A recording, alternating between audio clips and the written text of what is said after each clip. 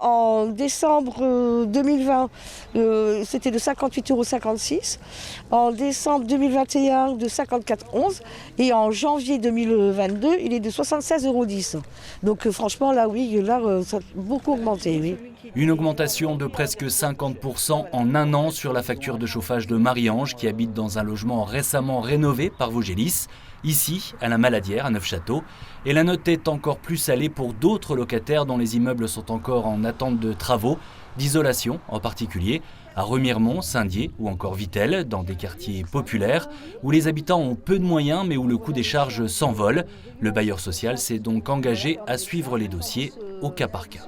L'entreprise est dans l'obligation de répercuter ses coûts aux locataires, ce qui engendre pour certains des difficultés de paiement.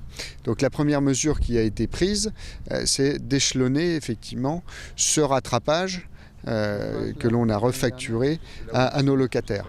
Et donc c'est une mesure de court terme, lisser l'effort des locataires. Et à plus long terme, Vogelis continue son programme de construction de logements neufs suivant toutes les normes imposées par les réglementations thermiques et environnementales, de l'habitat performant avec une surisolation, comme pour ces 8 appartements à peine sortis de terre à Gérardmer.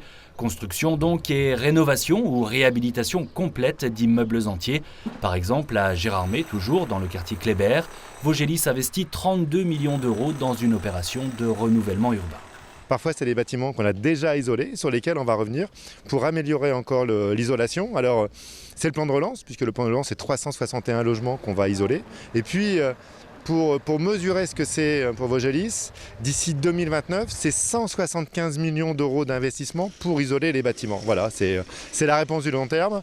Il faut aller le plus vite possible parce que du coup, aujourd'hui, c'est une question qui est prégnante. Une question prégnante en effet dans l'habitat, mais aussi pour les entreprises ou encore les collectivités. La ville de Neufchâteau, en 2019, avait dépensé 75 000 € pour chauffer ses bâtiments, écoles et autres. L'année dernière, c'était 97 000 €. Et cette année, les prévisions qui nous sont faites, bien sûr le coût de l'énergie est fluctuant, mais on serait sur une dépense de 400 000 €. 400 000 €. Donc on multiplie par 4 nos dépenses énergétiques. Le problème est donc le même pour tout le monde, mais encore une fois, les locataires dans les quartiers populaires sont souvent démunis devant une telle augmentation de leurs factures. Pour mémoire, Vogelis, c'est un parc de 16 500 logements où vivent près de 28 000 personnes.